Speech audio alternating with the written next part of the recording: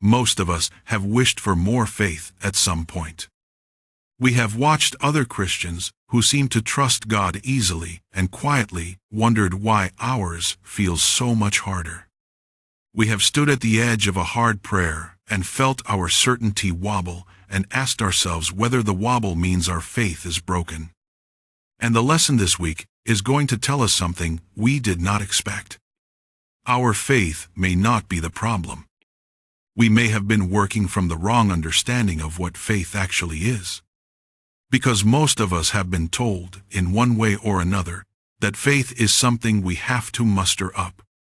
Something we generate. Something we squeeze out of ourselves on the days we are tired. The lesson is going to walk us toward a very different picture. Faith is a foundation we stand on, not a force we manufacture. And the Greek word at the center of Hebrews, chapter 11, verse 1, the Bible's clearest definition of faith, makes this unmistakable. The word is hypostasis. We will sit with it in the next minute. But the line that holds this entire study is this: we do not make the rock. We stand on it. Hold on to that. Every story we cover, every Hebrews 11 hero we walk, every Greek word we open, every encounter Jesus has with desperate people, every closing image lands back here. Faith is the foundation already underneath us. Let's begin. Now the verse. Hebrews chapter 11, verse 1.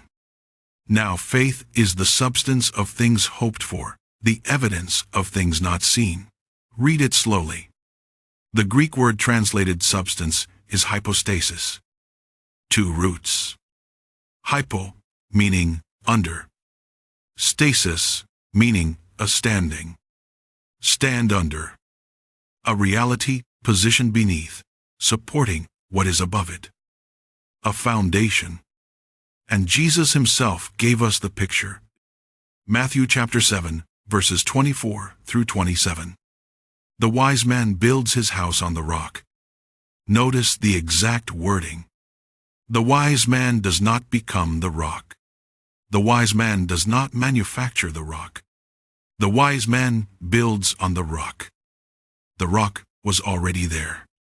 His only job was to put his house on it. That is faith. Not generating the foundation. Standing on the one that was given. The second Greek word in Hebrews 11 verse 1 is elenchos, often translated evidence. Elenkos is not the kind of proof we hold in our hand. It is the kind of certainty that comes from knowing the character of the one who made the promise. We trust a friend not because of a contract, but because we know the friend. So put both words together. Faith is the standing under of an unseen reality, secured by the character of the one who made it possible. We do not build it. We stand on it. That sentence is the entire video in one breath. And we are going to spend the rest of this study watching it land in story after story.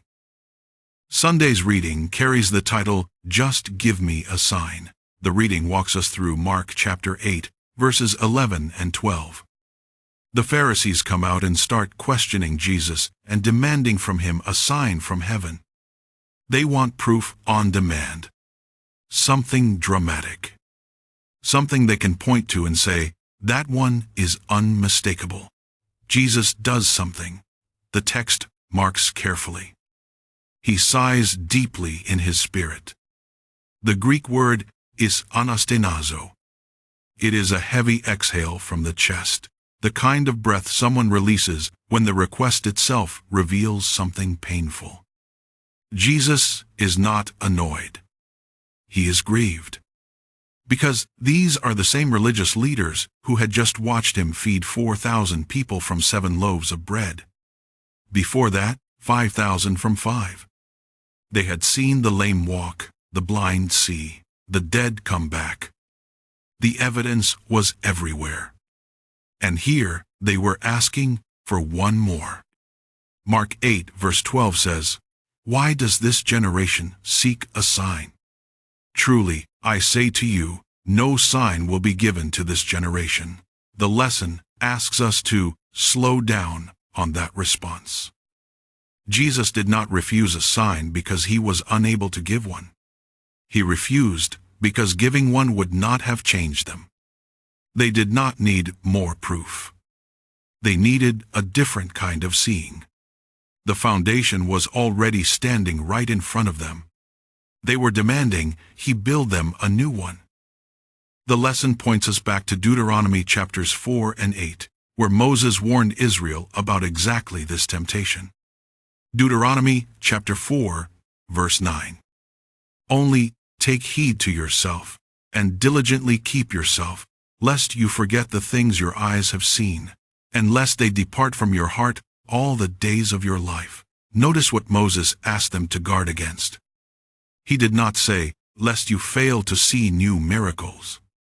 He said, "Lest you forget the ones you already saw." Because Israel had seen everything. They had crossed the floor of a parted sea on dry ground, with walls of water standing on either side of them.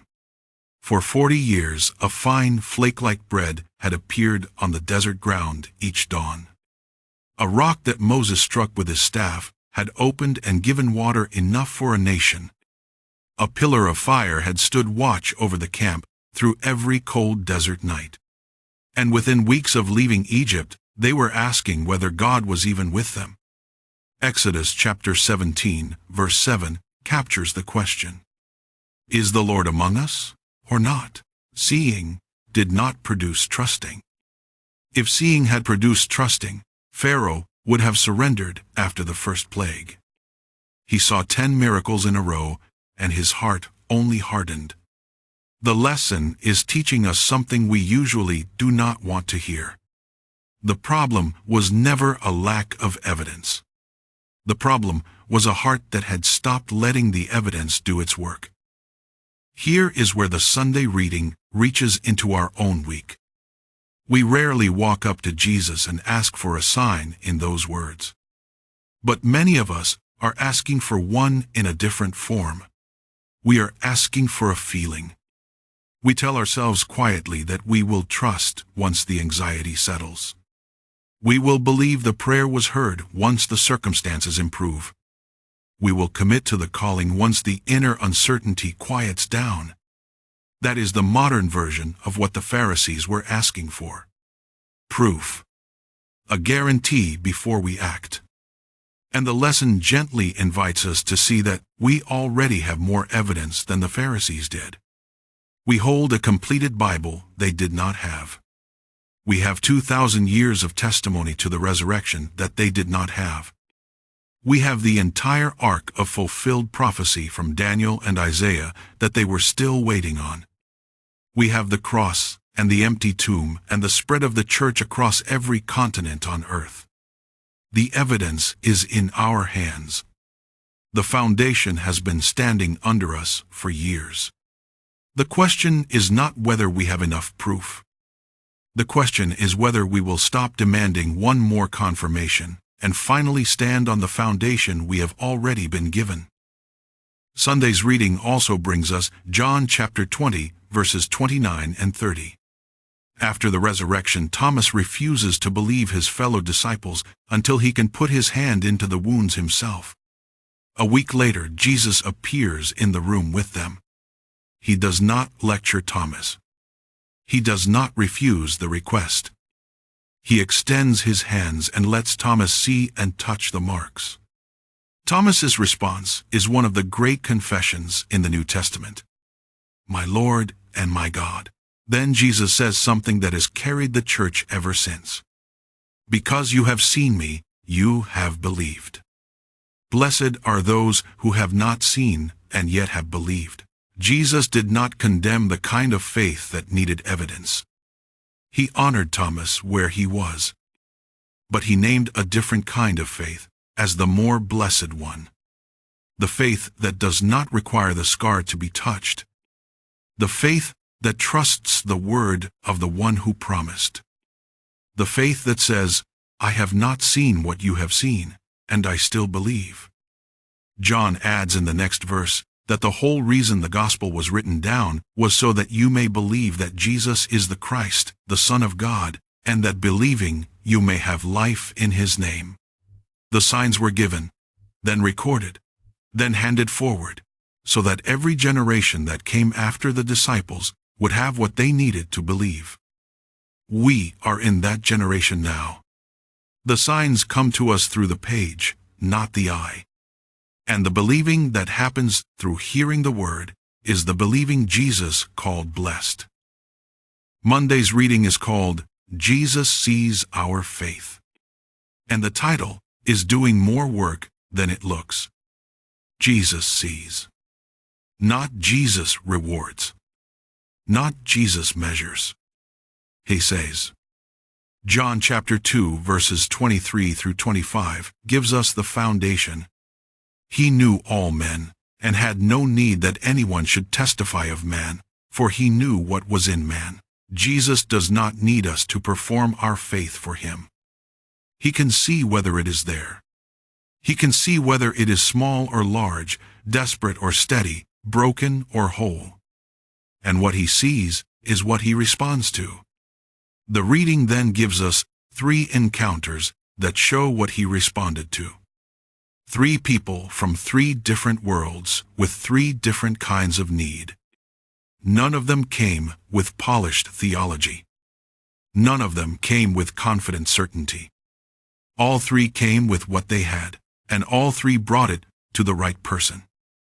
The lesson uses these 3 stories to teach us something quietly. We do not need polished faith. We need pointed faith. Faith that knows where the rock is and steps onto it, even shakily. The first encounter is in Matthew chapter 15, verses 21 through 28. A woman from Canaan. To understand the weight of her arrival, we need to feel where she came from. The Canaanites were the ancient adversaries of Israel. The people who had occupied the land before Joshua's conquest. The people Israel had been told to separate from.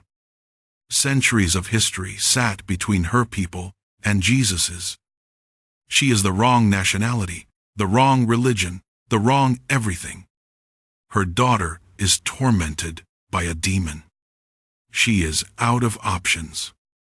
So she comes to the one person she has heard might be able to help, a Jewish teacher she has no business approaching. And she cries out, "Have mercy on me, O Lord, Son of David. My daughter is severely demon-possessed." Stop on that title.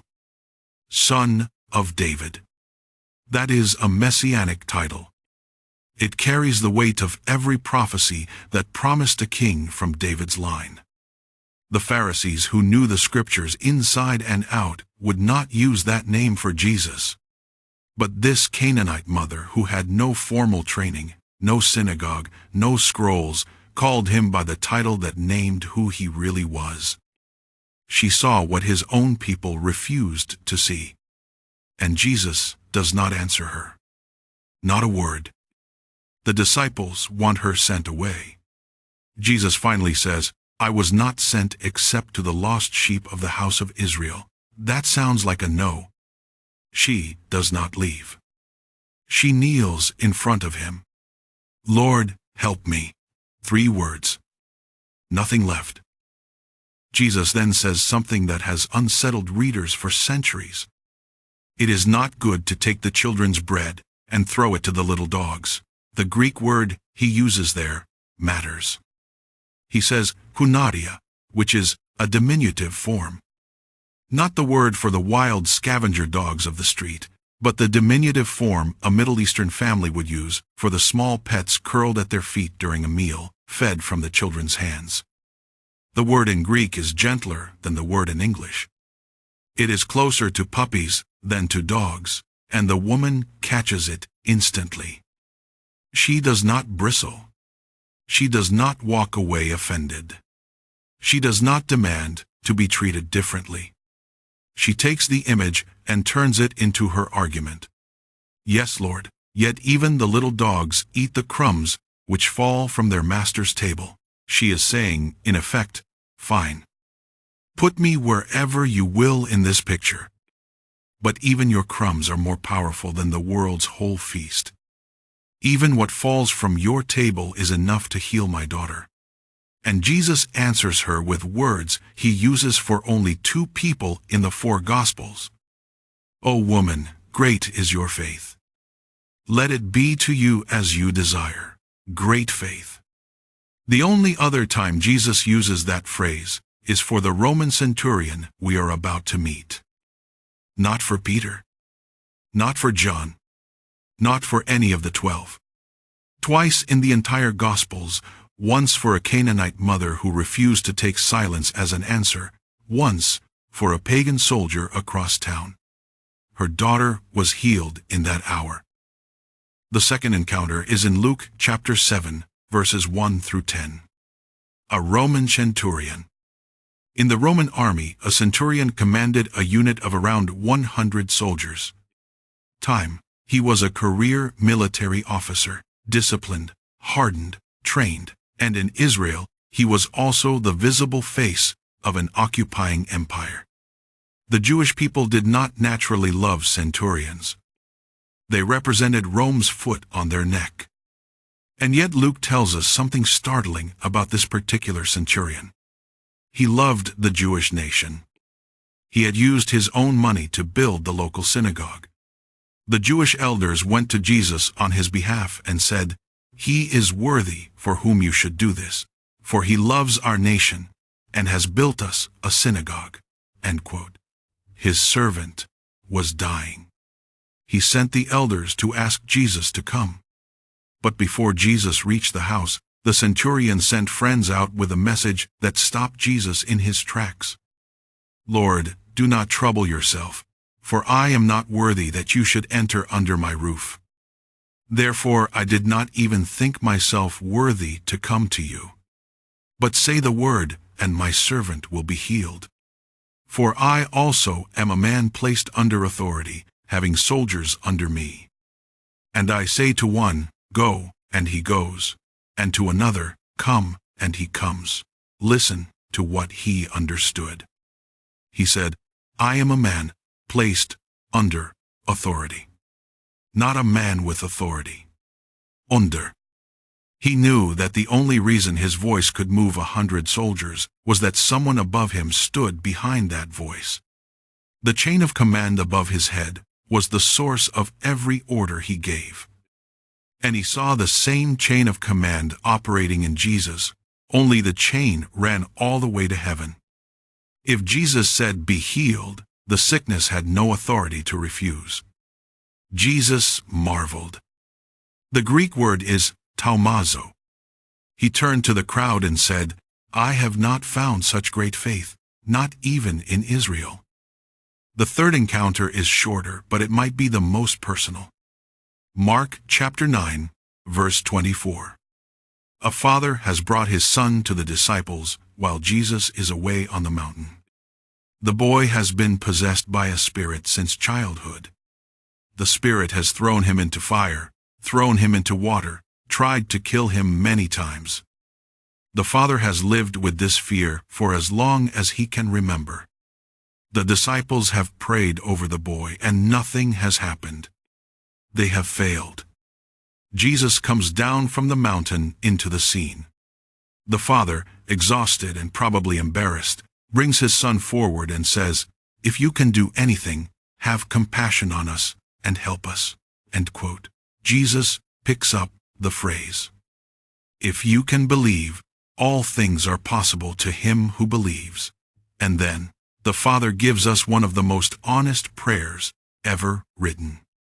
He cries out with tears, "Lord, I believe. Help my unbelief." Read that slowly. He does not say, "I believe." He does not say, "I do not believe." He says both, in one breath, in one sentence, with tears. Faith and doubt tangled together in the same plea. And Jesus does not say, "Come back when you have figured this out." He does not say, "Your faith is not strong enough yet." He cast out the spirit. He healed the boy. He took the tangled mess the Father brought him and worked with it. Because Jesus does not need our faith to be polished before he responds to it. He needs it to be aimed at him. That Father aimed every fractured piece of trust he had at the right person. And the right person met him there. Now hold all three together. The Canaanite woman's faith was desperate. She had nothing left but persistence. The Roman Centurion's faith was clear-eyed. He understood authority and applied it to Jesus without hesitation. The Father's faith was broken. Half belief, half doubt, all tears. Three completely different faces of faith. Three completely different levels of certainty. And one common thread. None of them came with polished faith. All of them came with what they had. And all of them brought it to the right person. The Canaanite woman in the dust. The centurion across the room. The Father through tears. Three different distances. Three different demographics. Three different problems. One Jesus. And he responded to all three. Monday's reading is teaching us something the lesson states plainly. Faith is not measured by the size of the confidence behind it. Faith is measured by the person it is aimed at. A small faith aimed at a strong God is stronger than a confident faith aimed at ourselves. Three different size standings, all on the same rock. The rock is what does the holding, not the size, of our standing. Tuesday's reading is called Faith is Not a Feeling. And it might be the most quietly important sentence in the whole lesson. Because most of us have been measuring our faith by something it was never supposed to measure. We think we have faith when the worship service moves us. When the prayer rises easily out of our chest. When the Bible passage seems to glow on the page. We feel close to God, and we tell ourselves, this is faith. Then the morning comes when nothing rises. The prayer feels like talking to the ceiling. The Bible feels like reading a phone book. The worship leaves us flat. And we tell ourselves, I have lost my faith. We have not. We have lost the feeling. The two are not the same. The lesson asks us to be precise about this difference. Feelings rise and fall with our circumstances. They surge with good news and crash with bad news. Feelings are like the daily weather. Sunny one hour, raining the next. Faith is the underlying climate. The pattern that holds whether today's weather is bright or dark. And the climate does not change because it rained on Tuesday. Our faith does not vanish because the feeling went quiet this morning. The lesson is asking us to stop confusing the two so that we stop panicking when one of them is missing. Tuesday's reading takes us to Matthew chapter 17, verse 20. Jesus tells the disciples that if they have faith the size of a mustard seed, they can say to a mountain, "Move from here to there," and it will move. He is not flattering them. He is telling them how little is enough to begin. A mustard seed is small. We could lose one between the creases of our palm. But planted in the right ground, it grows into a tree large enough for birds to nest in. The lesson uses a second image alongside it. Faith grows like a rose. It does not begin as a bloom. It begins as a tiny stem pushing through soil. Then a small bud appears. Then the bud slowly opens, day by day, until the petals are wide and obvious. The same rose existed at every stage. It was real when it was a stem. It was real when it was a bud. It was real when it bloomed. The bloom was just the visible result of the growth that had been happening invisibly the whole time.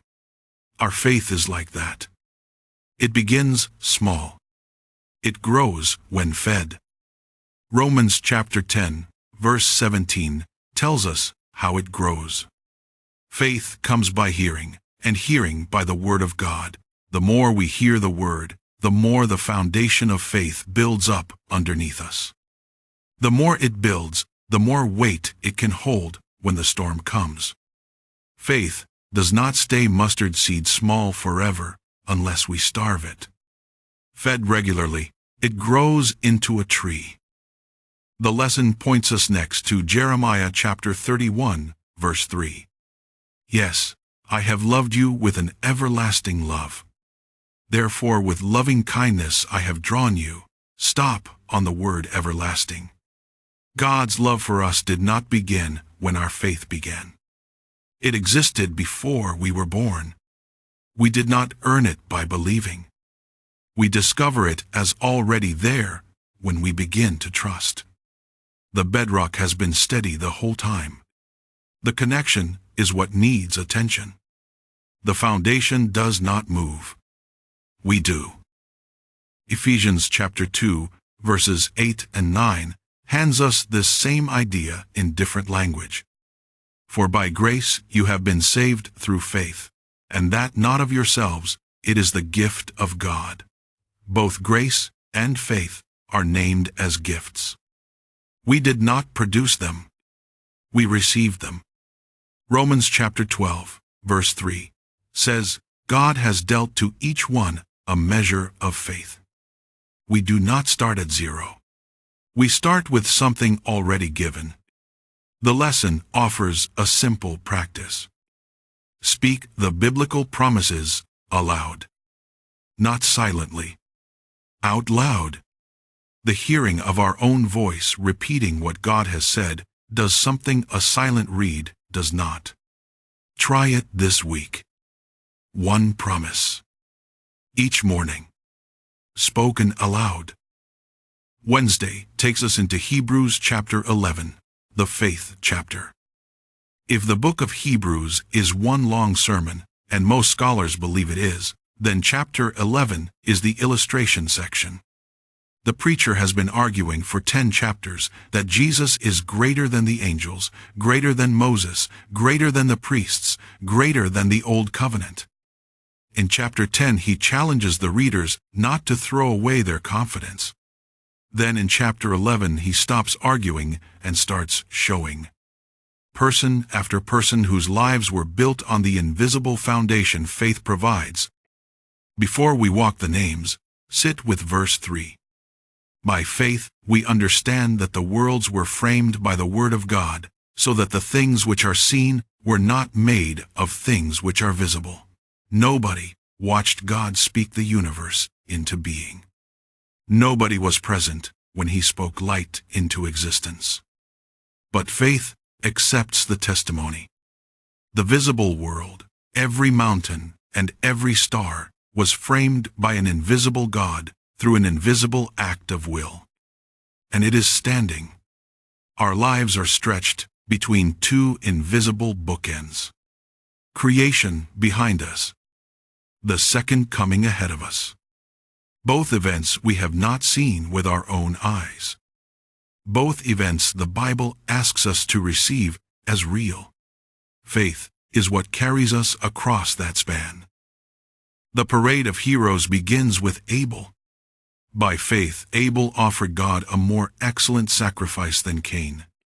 The offering itself was not richer. The faith behind it was real. God looked at the heart, not the gift, and accepted the offering.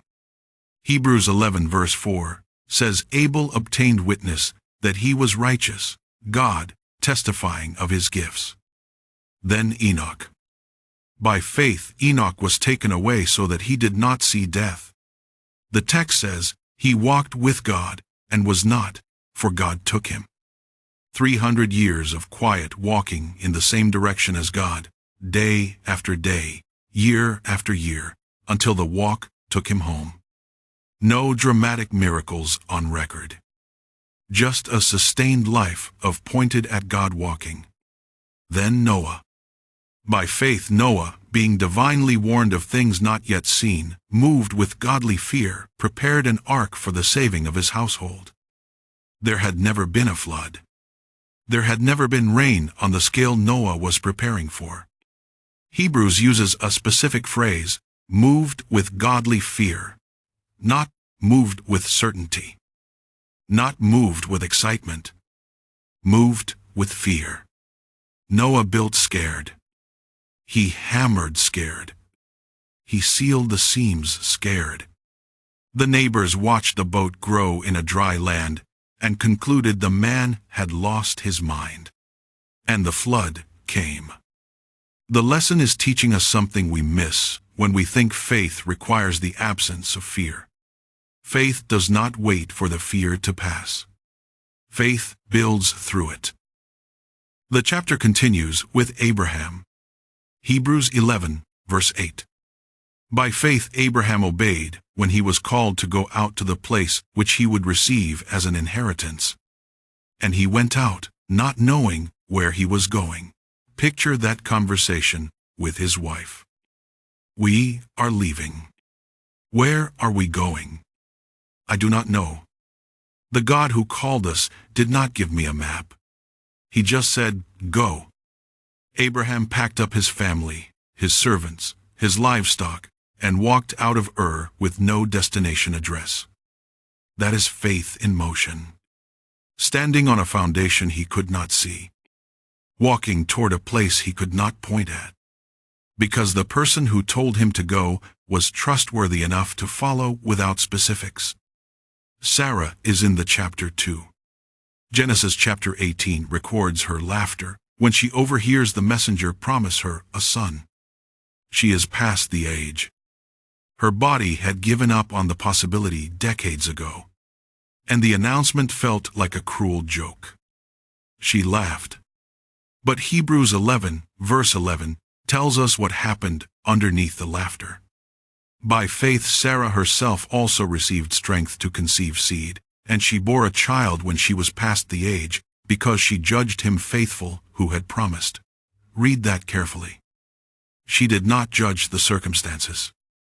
She judged the person who made the promise. The circumstances said no. The person said yes. She chose to trust the person more than the evidence. Genesis 15 verse 6 describes what happened in heaven when Abraham did the same thing. He believed the Lord, and the Lord accounted it to him for righteousness.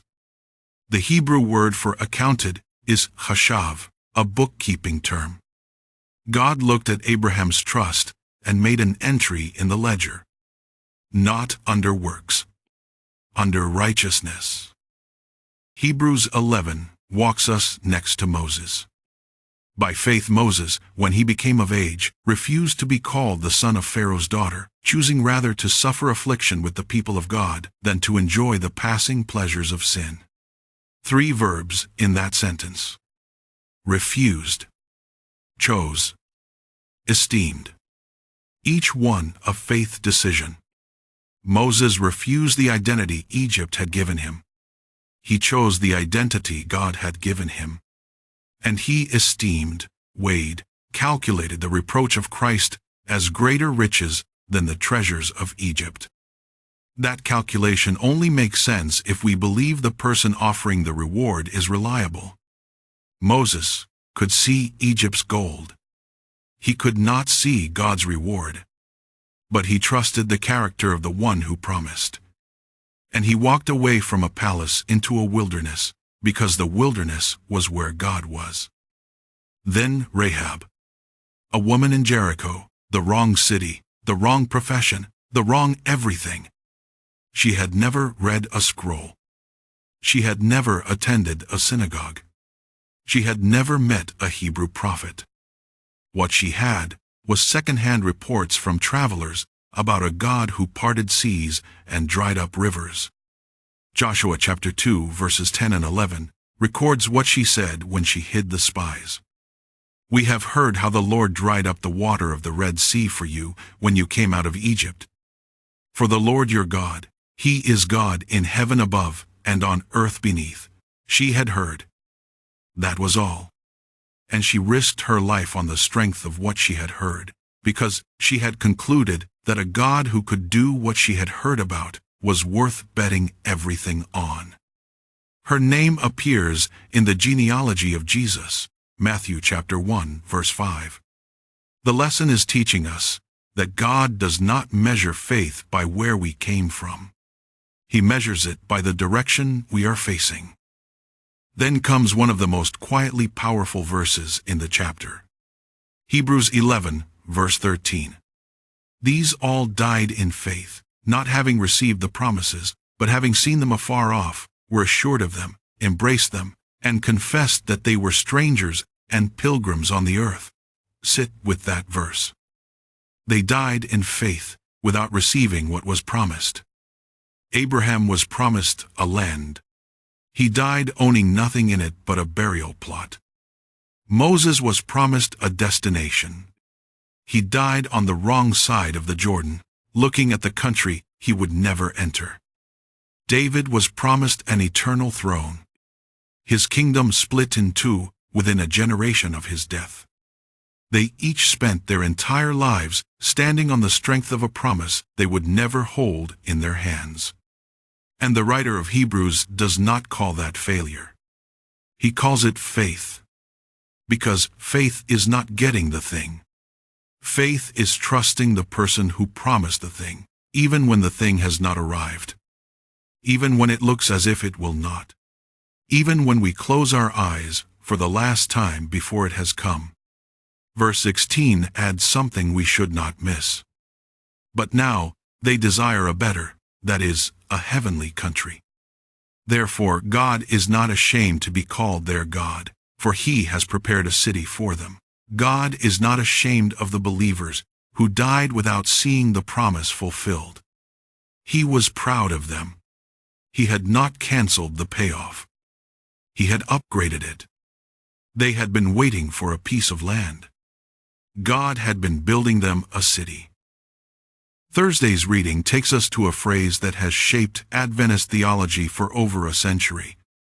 Revelation chapter 14, verse 12. Here is the patience of the saints.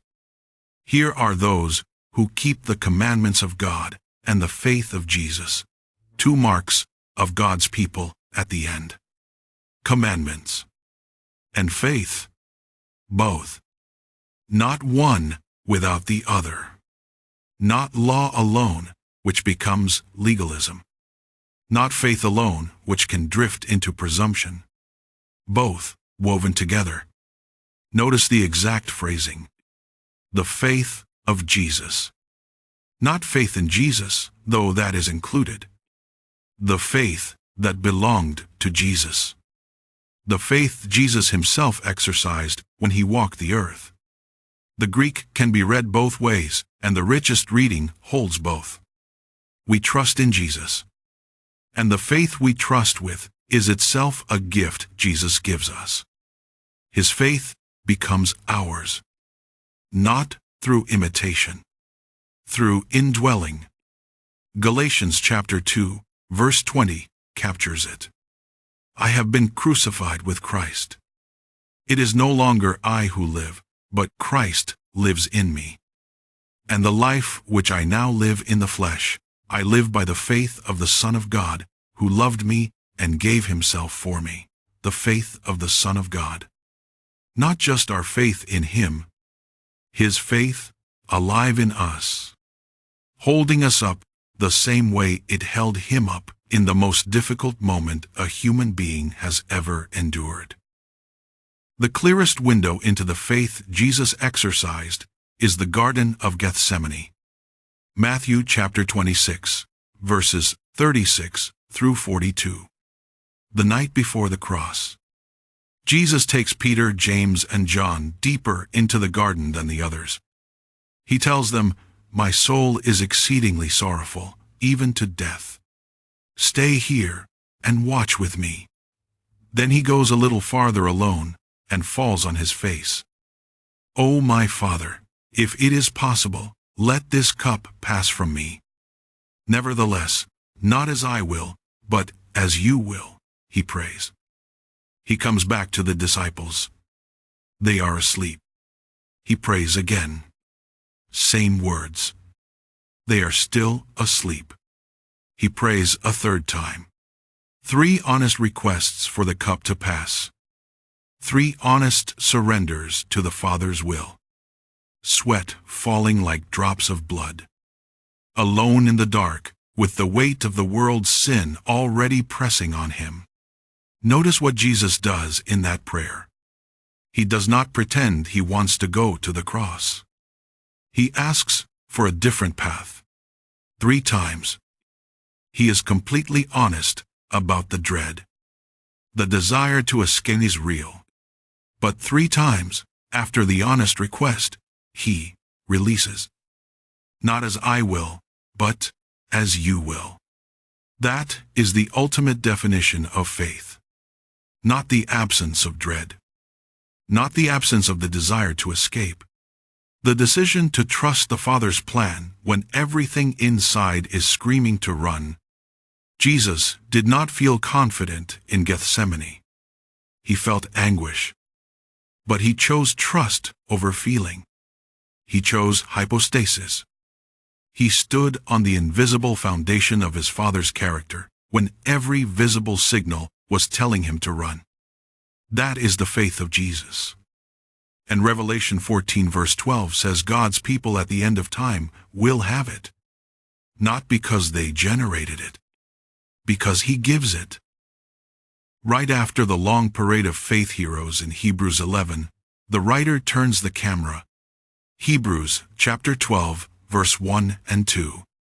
Therefore we also, since we are surrounded by so great a cloud of witnesses, let us lay aside every weight, and the sin, which so easily ensnares us, and let us run with endurance the race that is set before us, looking unto Jesus, the author and finisher of our faith. 2 titles for Jesus in one sentence. Author, finisher. He wrote the first line of our faith story. He will write the last. And every chapter in between is also his work. We are not running alone. We are running surrounded by a cloud of witnesses who ran before us, and we are running with our eyes fixed on the one who began the race in us, and will see it through to the end. That changes the pressure. If faith is something we have to manufacture and sustain through sheer effort, every weekday feels like a personal failure. But if Jesus is both the author and the finisher, then every weekday is a day we lean on the one who started us and will not let us fall short. We are not holding ourselves up. We are being held. The same person who stood under the weight of Gethsemane is the one holding our faith up while we walk through the small, dark moments of our own week. Friday's further thoughts section is the part most of us skim past. But it carries the practical landing the lesson has been building toward. The spirit of prophecy writing for the week makes a quiet claim that runs underneath every page. Every gift God offers us reaches us through one doorway: faith. When Paul writes in Romans chapter 5, verse 1, having been justified by faith, we have peace with God through our Lord Jesus Christ, the word by is doing the heavy work. The pardon is real. The peace is real. But both come through trust. Same with growth. We cannot grow ourselves into holiness any more than a tree can grow itself into a forest. Sanctification happens through dependence, not effort. Same with belonging. John chapter 1, verse 12. As many as received him, to them he gave the right to become children of God, to those who believe in his name. We did not earn the adoption. We received it. And same with the ordinary Tuesday afternoon walk. Galatians chapter 2, verse 20. The life which I now live in the flesh, I live by the faith of the Son of God, who loved me and gave himself for me. The life, the walk, the peace, the adoption. Every part of our life with Christ comes through the same one door: faith. That is why the lesson spent a whole week on this. Faith is not one item on a Christian checklist. It is the doorway every other item comes through. Now step back and gather the entire week. Every faith crisis we walked has the same answer underneath it. The answer is a person. The Pharisees demanded a sign. Jesus is the sign. He said in John chapter 2, "Destroy this temple, and in 3 days I will raise it up." He was talking about his body. The evidence they kept asking for was standing 3 feet in front of them. The Canaanite woman asked for the crumbs from the table. Jesus gave her the whole table. Her daughter was healed in that hour. The Roman Centurion understood that one word from the right authority was enough. Jesus is that authority over disease, over distance, over death itself. The father with the possessed son said, "Lord, I believe. Help my unbelief." Jesus did not require him to clean up the doubt first. He healed the boy and worked with the tangled mess of faith and doubt the father had brought him. The Hebrews 11 heroes died without receiving the promise. Jesus is the promise. The substance, the hypostasis of every hope they carried into death. Abraham was looking for a city. Jesus is building it. Moses was heading for a land. Jesus is preparing it. Rahab was betting her life on a God she had only heard rumors about. Jesus is that God in flesh, walking through the streets of her descendant city 1,000 years later. Every example of faith we walked points to the same person. He is the object of our faith. He is also the source of it. Hebrews 12, verse 2. He authors it. He finishes it. And every chapter in between is also his work. Here is the picture that sits with us. A person is standing in the middle of a slow river. The water is up to their knees. They are not swimming. They are not floating. They are standing. Their feet are planted firmly on something solid under the water. They cannot see what they are standing on. The current is moving past their legs. The water keeps pulling, tugging, pressing them downstream. But they are not moving, because their feet are on a flat stone, wide enough to stand on, solid enough to bear their weight. The stone has been there longer than anyone in the village can remember. Generations of travelers have crossed this river by standing on the same stone. The current will keep flowing. The seasons will change. The water will rise and fall. The stone does not move. That is the picture of our faith. We are standing in a current. Our circumstances pull at us. The feelings of any given week press us downstream. Some days the water is high and we can barely see the surface of the stone. Other days the water is low and the stone is almost dry. But we are not moving downstream, because our feet are on something that does not move. Hypostasis. Stand under. The rock that was there before we stepped onto it. The foundation we did not build but were given. We are not generating the stone with our weight. The stone is holding us up. The river will keep flowing. The stone will keep holding. That is faith. That is Sabbath School, Lesson 8 on having faith. Hebrews chapter 13, verse 8. Jesus Christ is the same yesterday, today, and forever. The same Jesus who said, "Great is your faith," to a Canaanite woman. The same Jesus who marveled at a Roman soldier. The same Jesus who healed a boy on a tear-soaked prayer. That Jesus is the one we are talking to this Sabbath. Subscribe to the Verse Atlas for next week's recap of Lesson 9 on sin, the gospel, and the law. Drop a comment below which of the three encounters lands hardest for us this week. The Canaanite woman, who would not leave. The centurion who understood authority. Or the father who said, "Lord, I believe, help my unbelief."